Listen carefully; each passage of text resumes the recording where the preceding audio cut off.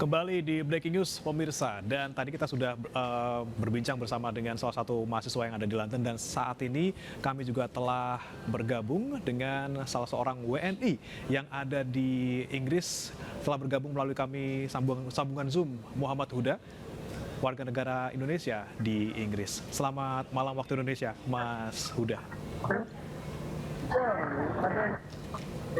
Oh iya, selamat malam. Ya, selamat malam waktu Indonesia di London, berarti sore ya Mas ya? Iya, sekarang sekitar pukul 3:30.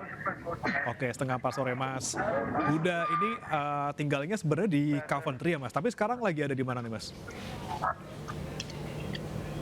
Iya, sekarang saya di Central London. Ini tepatnya saya berada di depan London Eye, di dekatnya Big Ben. Lumayan dekat sih karena tadi sebelum jenazah almarhumah Ratu Elizabeth dibawa ke Windsor, tadi kan ada state funeral di sini.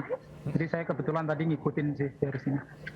Oke, kan sekarang jenazah dari Ratu Elizabeth sudah tiba di Windsor. Tadi seperti apa nih Mas? Bisa diceritakan lagi detik-detik ketika Anda bersama dengan ribuan warga lain di sana menyaksikan prosesi di London, Mas? Iya, hari ini memang sangat ramai banget. Jadi banyak stasiun kereta yang tutup dan juga banyak jalanan yang ditutup. Jadi akses ke tempat upacara pemakamannya juga memang ditutup untuk publik.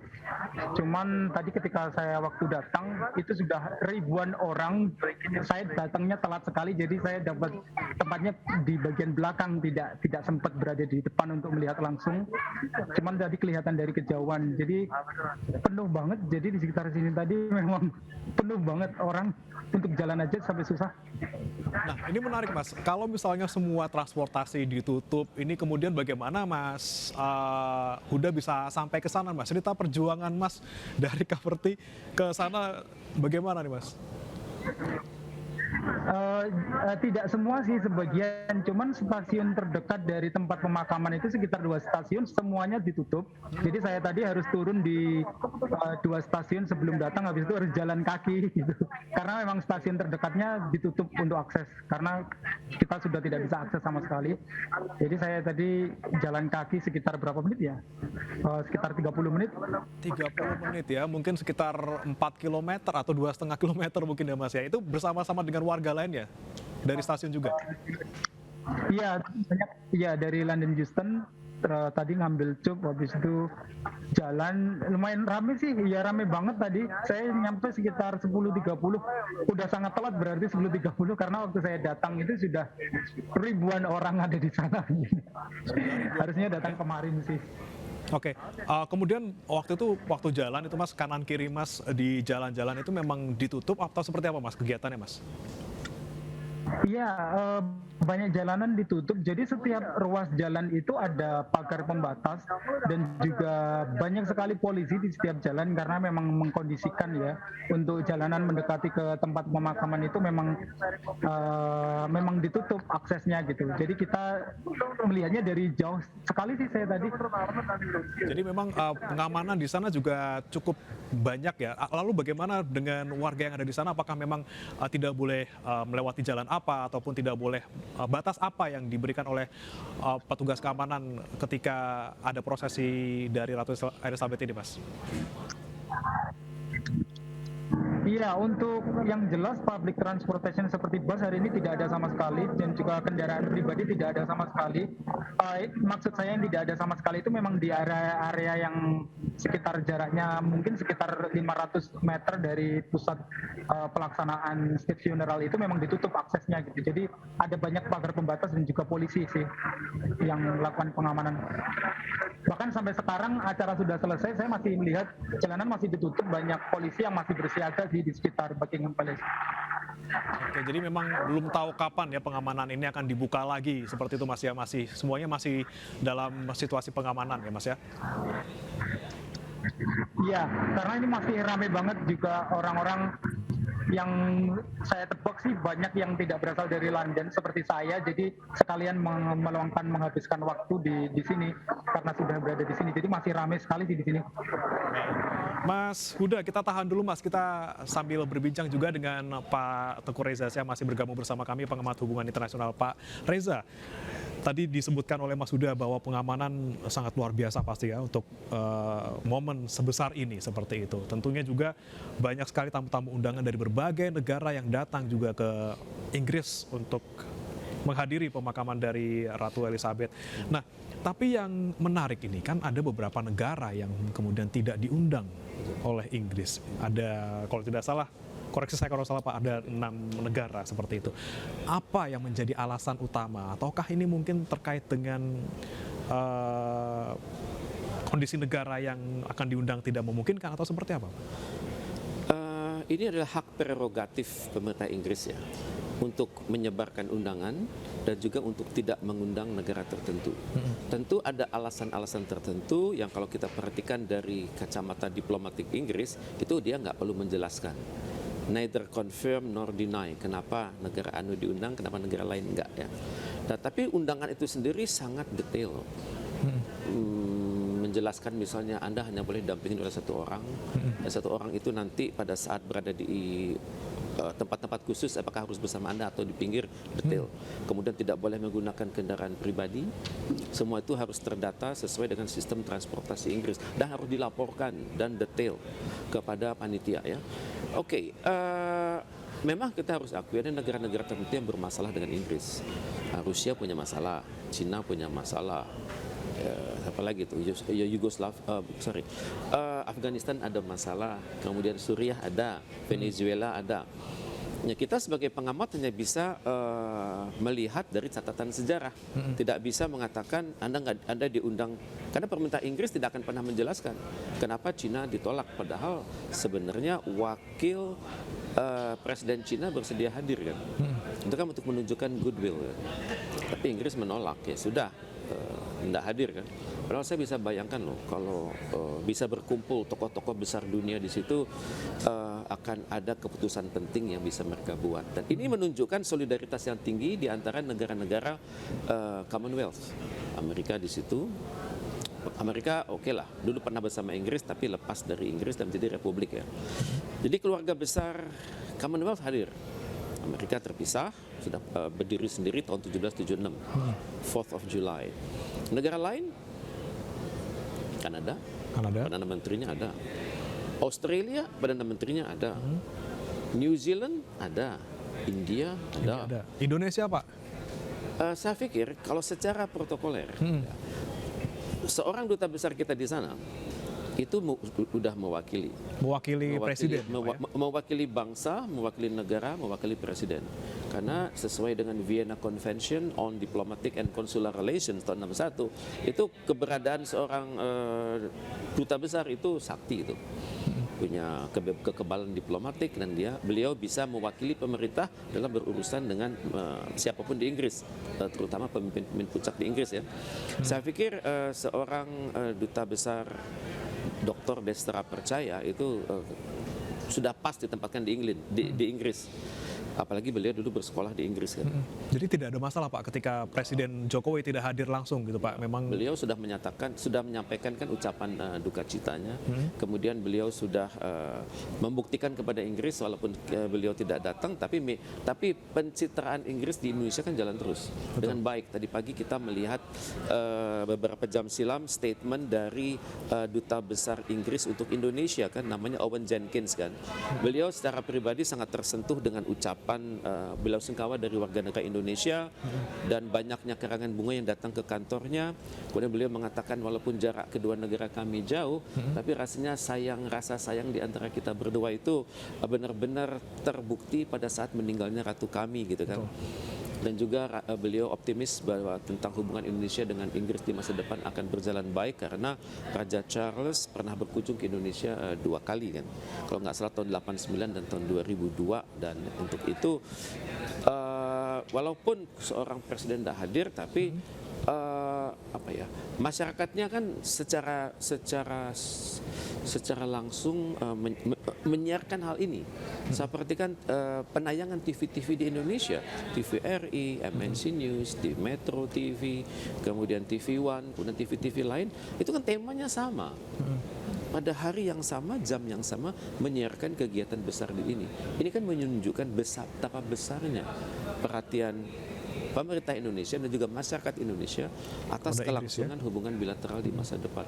Dan hadir tidaknya seorang presiden kan biasanya teorinya mengatakan foreign policy begins at home kan. Kalau dalam situasi mendesak negara-negara tertentu berpikir bahwa kita tetap menghormati sistem di Inggris, menghormati kerajaan Inggris, tapi tugas di dalam negeri kan kadang-kadang nggak bisa dielakkan kan.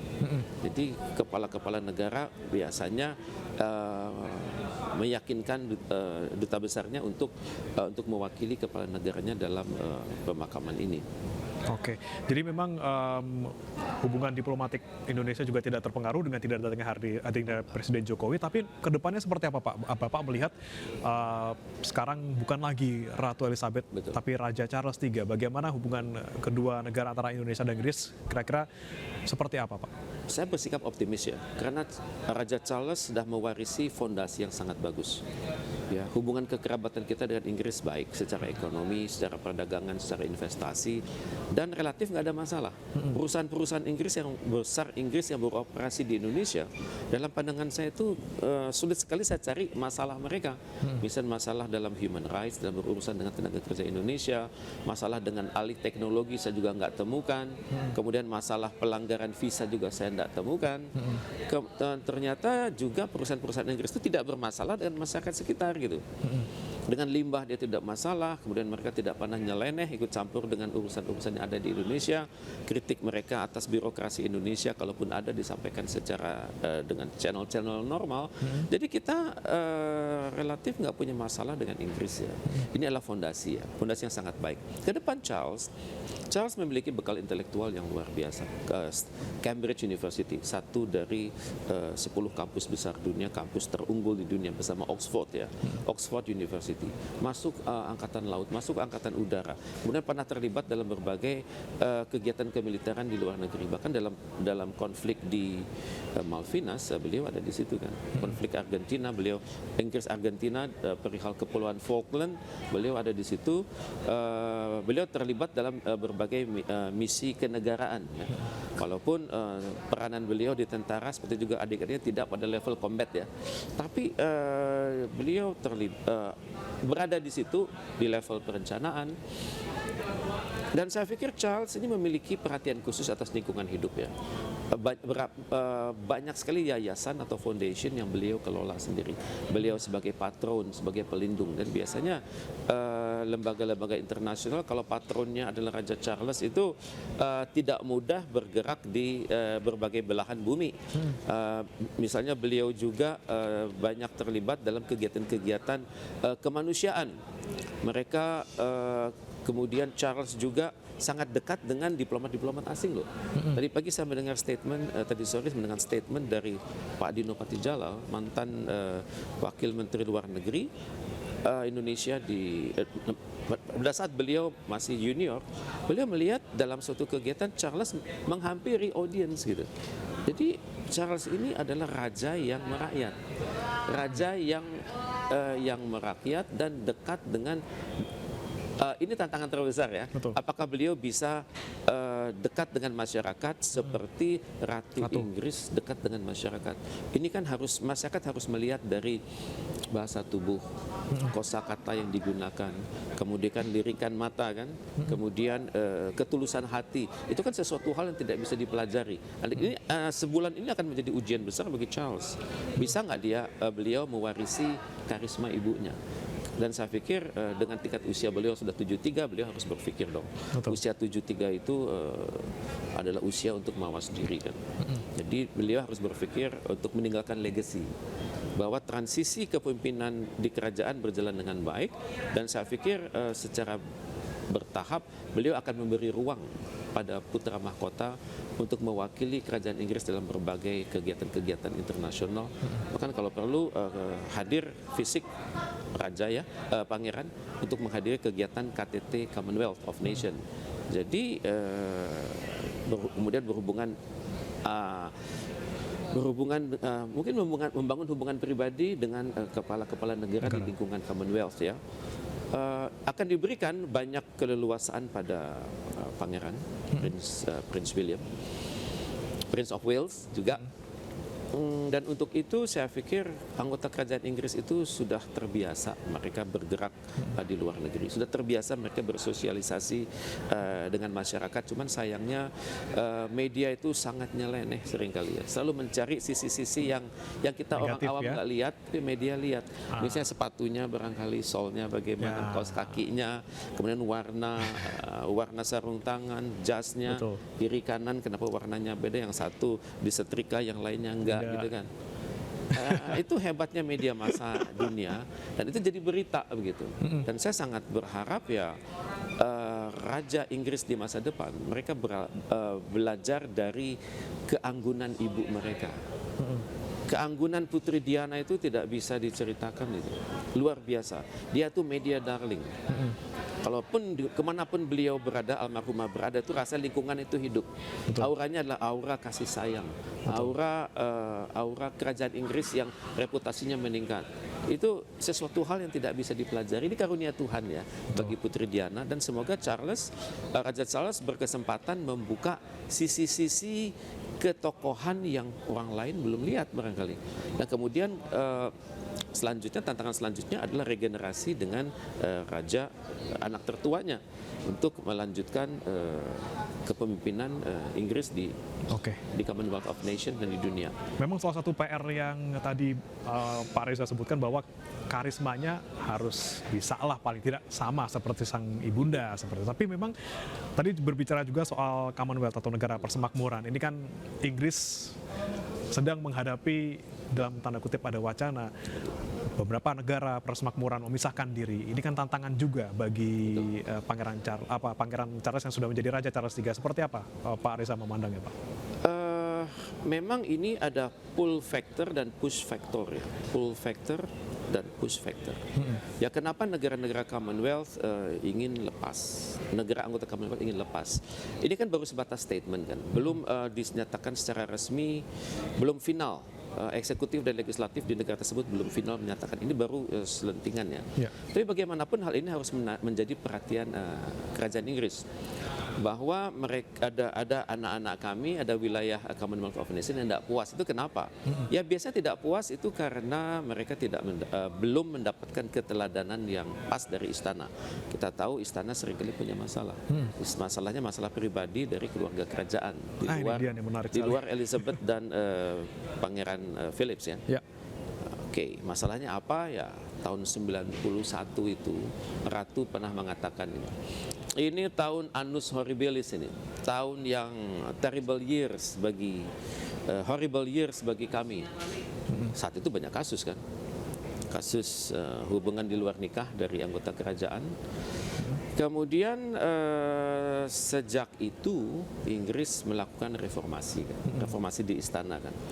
Misalnya masyarakat melihat menjadi lebih terbuka.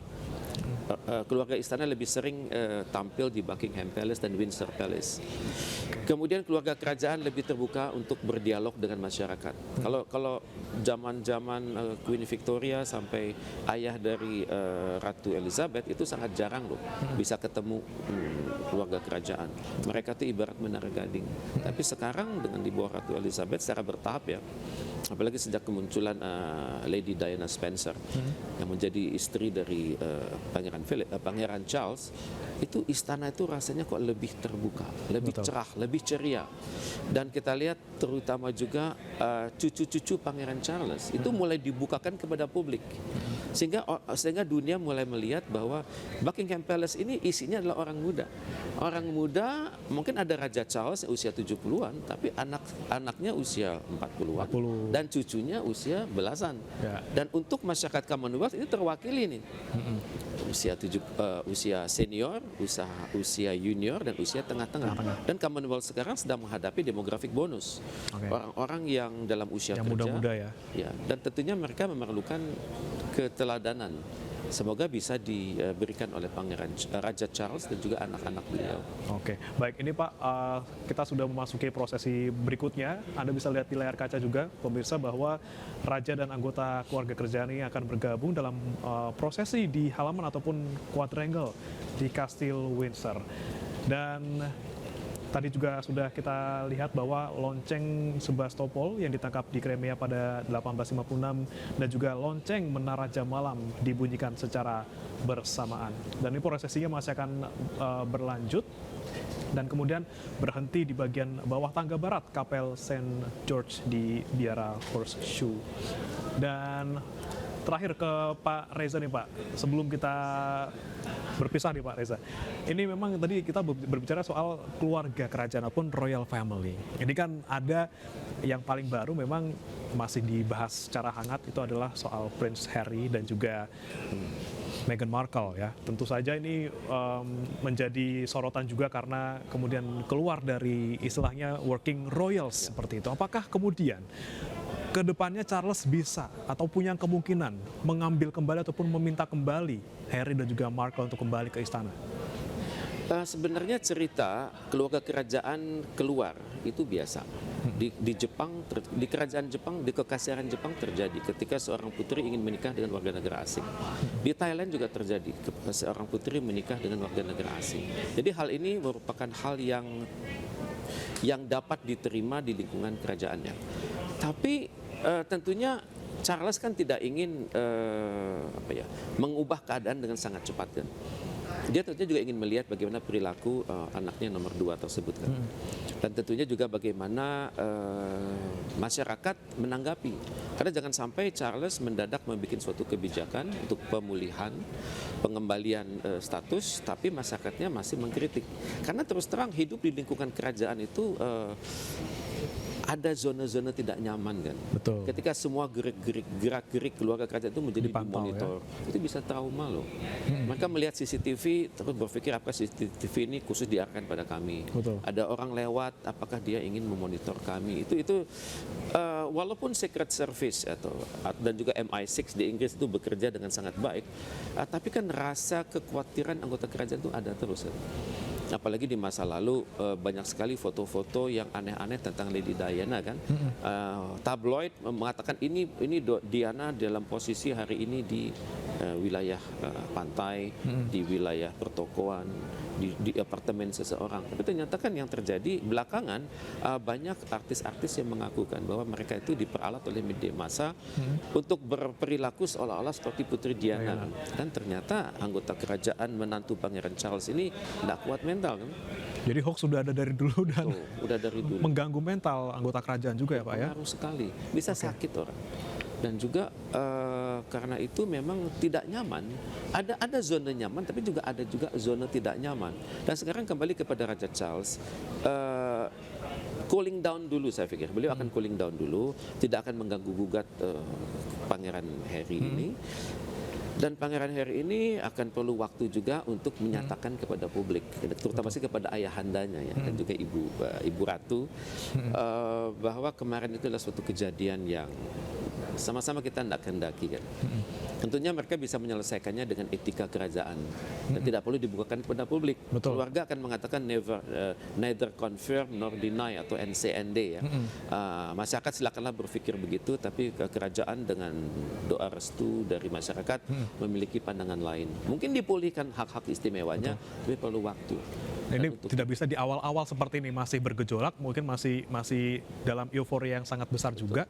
Jadi mungkin menunggu waktu seberapa lama baru kemudian membereskan beberapa masalah yang ada di sana. Terima kasih Pak Teguh Reza sudah bergabung bersama kami di Breaking News. Selamat malam Pak, pandangan yang sangat luar biasa. Terima kasih atas kepercayaan MNC News. Ya. Semoga kita bisa bertemu kembali. Baik. Salam dari Universitas Padjadjaran di Bandung. Baik, terima kasih Pak Reza. Selamat malam. Selamat malam. Dan pemirsa, kita kembali saksikan situasi terkini di Kastil Windsor di Inggris. Kita pantau seperti apa ataupun apa proses yang sedang berlangsung di sana.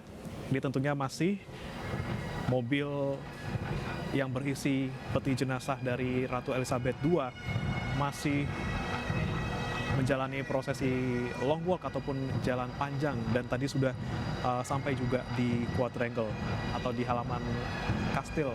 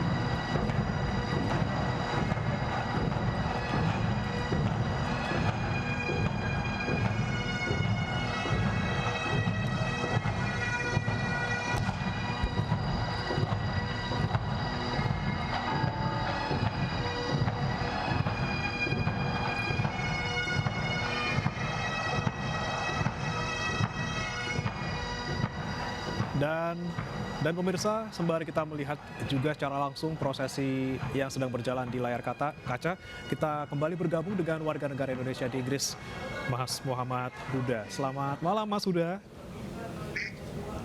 Halo, selamat malam. Mas Huda masih di London Central, Mas? Iya, masih.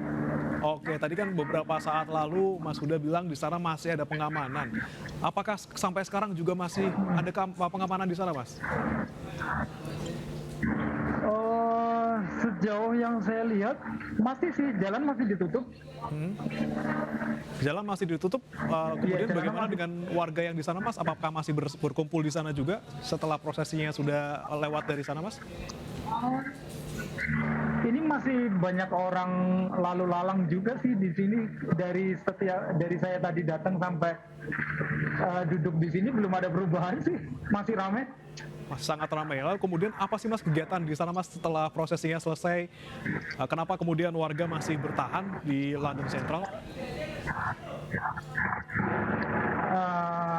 Seperti yang saya bilang tadi ya, sepertinya karena memang kemungkinan mereka datang dari luar kota yang perjalanannya bisa 2 jam atau lebih, jadi mumpung berada di London, jadi mungkin sekalian menghabiskan waktu libur sih. Dugaan saya sih seperti itu, karena kegiatan di sini semuanya sudah selesai dan sekarang kegiatan kan berpusat di Windsor Castle, di mana Ratu. Oke, sepertinya memang karena jarang-jarang ke London, ya sudahlah, kita agak lama di sini gitu ya, Mas ya. Mungkin seperti Mas Huda juga ya, Mas ya. Iya. Oke. Iya, karena di sini sudah tidak ada kegiatan sih. Oke. Mas Huda tinggalnya di Coventry. Nah, sebelum Mas Huda ke sini, itu kan kita menunggu selama kurang lebih 1 minggu ya, Mas ya. sebelum kita ke pemakaman hari ini, itu suasana di sana seperti apa, Mas? Apakah sama seperti di London yang banyak orang yang menunjukkan rasa dukanya kepada Ratu karena memang mereka tinggal jauh dari London seperti itu? Kalau di Coventry memang tidak ada sih untuk prosesi pengantaran bunga atau lain sebagainya. Jadi semuanya setahu saya sih berpusat di London. Karena bagi kita khususnya bagi saya yang pelajar itu memang ada surat, kita bisa menyampaikan duka kita melalui website resmi dari kerajaan untuk menyampaikan bela sungkawa. Tapi kalau secara offline langsung di Coventry tidak ada sih. Oh, tidak ada kegiatan juga, misalnya ada nonton bareng, misalnya dari pihak kerajaan kan juga membuka siaran langsung terkait dengan pemakaman ini di beberapa bioskop juga. Apakah di Coventry juga ada, Mas? Atau tidak ada, Mas? Di Coventry tidak ada sih, sejauh saya memang ada beberapa TV kabel yang digratiskan untuk melihat secara live ya, yang saya lihat dari kemarin itu kan banyak sekali tuh untuk queuing untuk bisa melihat langsung peti jenazah itu bisa sampai berapa ya, 10 km kalau tidak salah, bahkan maksimum bisa sampai 24 jam untuk antri. Oke, tapi memang untuk warga di Coventry sendiri tidak mengalami langsung ataupun tidak bisa secara langsung mengucapkan ataupun melihat peti jenazah Ratu ya, Mas ya. Kemudian Mas Huda, kemarin ketika hari H, ketika Ratu Elizabeth diumumkan meninggal dunia, bagaimana suasana di Coventry? Apakah memang sudah ada misalnya pembatasan aktivitas ataupun misalnya hari berkabung di sana, Mas? Bagaimana suasana hari berkabung selama 11 hari? Kalau tadi informasi dari Mas Doni dari Universitas College London, mereka berkabung selama 11 hari sampai hari ini, tanggal 19. Bagaimana kalau suasana di sana, Mas? Di Coventry? Kalau di Coventry sendiri sih, memang dari suasana berkabung sejak ada berita meninggalnya beliau, kalau tidak salah waktu itu 7 malam saya dengar berita. Kalau di Coventry memang untuk pembatasan saya yakin tidak se-strict yang ada di London sih, karena memang kita lumayan jauh dari London. Terus untuk kegiatan memang ada beberapa pembatasan, seperti kalau kegiatan di kampus itu kebetulan kan masih bank holiday tuh, tapi untuk kegiatan para staff juga terpotong sih waktunya, tidak setiap hari sampai full day seperti itu. Cuman kalau ada pembatasan secara total tidak ada sih di Coventry. Baik. Mas Huda, ini Mas Huda, saya penasaran, ini Mas Huda ke London ini bersama-sama dengan teman-teman atau seperti apa nih, Mas? Tadi ada teman kuliah juga sih di Warwick, cuman anaknya sudah pulang. Sayanya masih di sini, cuman dia sudah pulang. Kebetulan teman saya itu barusan lulus kemarin, jadi bukan orang Indonesia sih. Oh, emang orang sana ya, Mas ya? Iya. Oke. Mas, kalau boleh digambarkan, Mas, ini kan kita juga mungkin jarang dengar Coventry. Ini berapa sih jaraknya dari London, dan kalau menuju ke London ini apakah bisa dengan kereta saja atau seperti apa, Mas? Kalau Coventry itu jaraknya kurang lebih sekitar 100 km ya, 120 kilometeran lah. Kalau perjalanan pakai kereta cepat itu paling cepat 1 jam, cuman rata-rata sekitar 1,5 sampai 2 jam. Coventry itu terkenalnya sebenarnya kota kecil yang kalau banyak orang berkunjung itu di Coventry ada apa, saya juga bingung jawabnya. Cuman memang ada salah satu kampus lumayan bagus sih di mana saya belajar, yaitu University of Warwick. Alhamdulillah termasuk kampus 50 besar dunia, walaupun kotanya tidak begitu terkenal sih. Oke, baik Mas Huda, terima kasih banyak atas waktu Anda bersama kami di Breaking News MNC News. Buat Anda di sana, hati-hati Mas, kita kembali ke Coventry lagi. Selamat malam waktu Indonesia dan selamat sore waktu Inggris. Sama-sama, selamat malam. Dan pemirsa, kita kembali pantau di layar kaca Anda. Sekarang sudah berlangsung, yaitu prosesi tadi yang dari quadrangle ini sudah selesai. Iring-iringan sudah tiba di bagian bawah tangga barat Kapel St. George di Biara Horseshoe. Dan di sini nanti pihak pembawa ini akan mengangkat peti mati dari mobil jenazah tersebut, kemudian membawa peti tersebut ke atas untuk ke dalam kastil, pemirsa. Dan saat ini masih berlangsung, pembawa peti ini menaiki satu persatu tangga barat dari Kapel Saint George.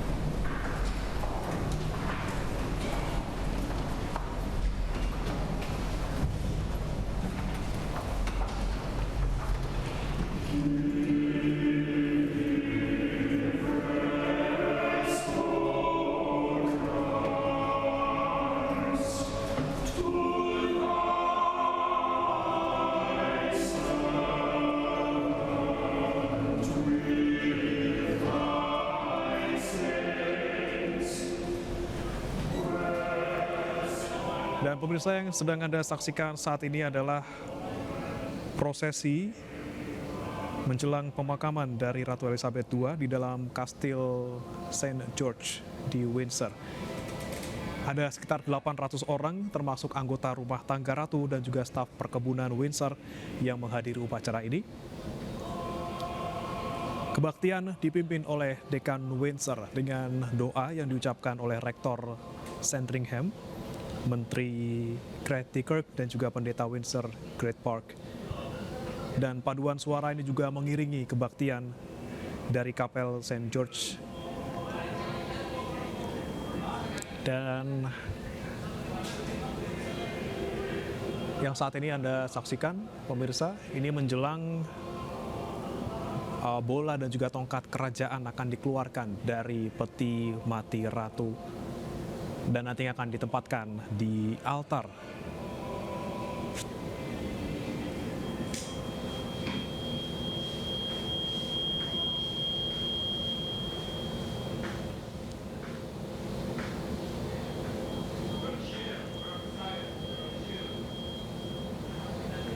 Dan nanti di akhir himne terakhir Raja akan menempatkan warna perkemahan pengawal grenadier di peti mati.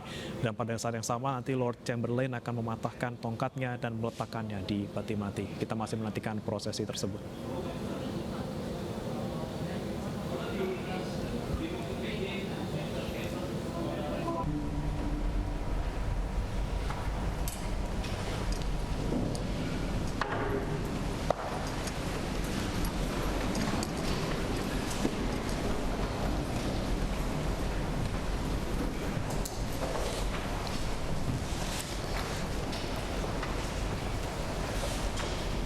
We have come together to commit into the hands of God the soul of his servant Queen Elizabeth. Here in St. George's Chapel, where she so often worshipped, we are bound to call to mind someone whose uncomplicated yet profound Christian faith bore so much fruit.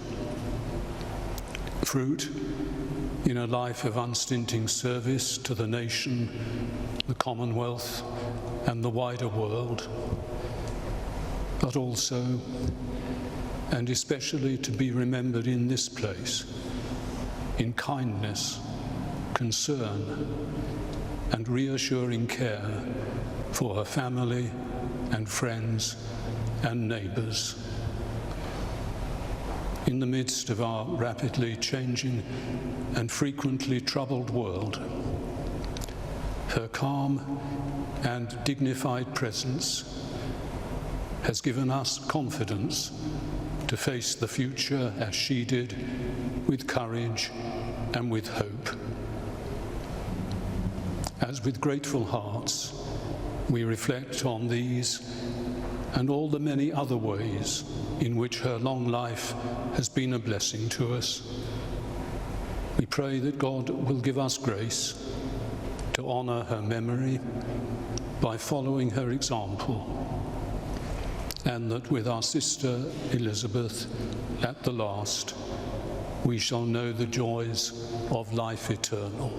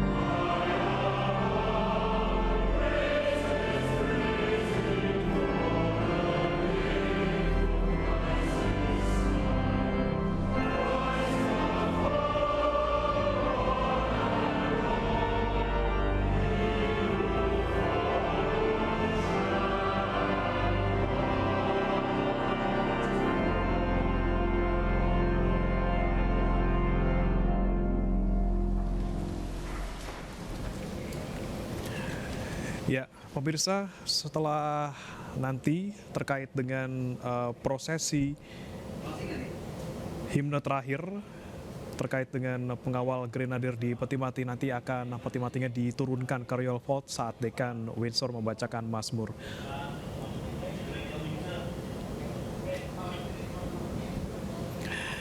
Dan pemirsa jangan beranjak, Breaking News masih akan kembali usai jeda berikut.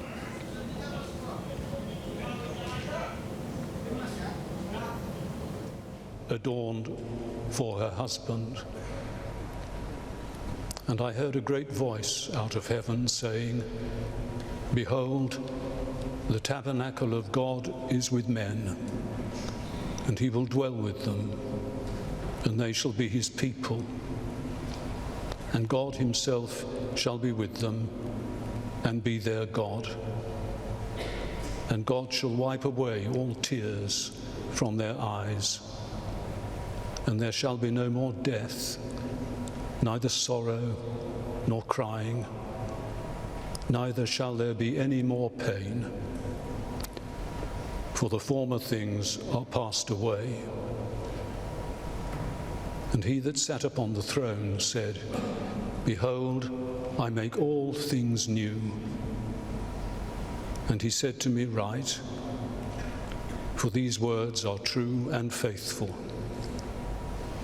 And he said unto me, It is done. I am Alpha and Omega, the beginning and the end. I will give unto him that is athirst of the fountain of the water of life freely. He that overcometh shall inherit all things, and I will be his God, and he shall be my son.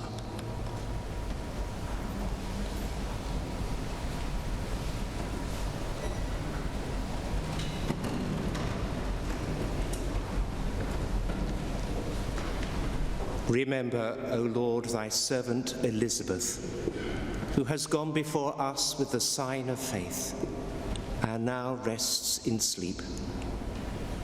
According to thy promises, grant unto her and to all who repose in Christ refreshment, light, and peace, through the same Jesus Christ our Lord. Amen.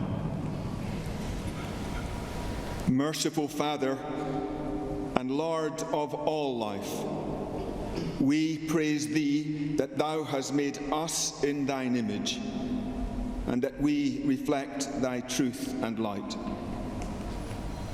We give special thanks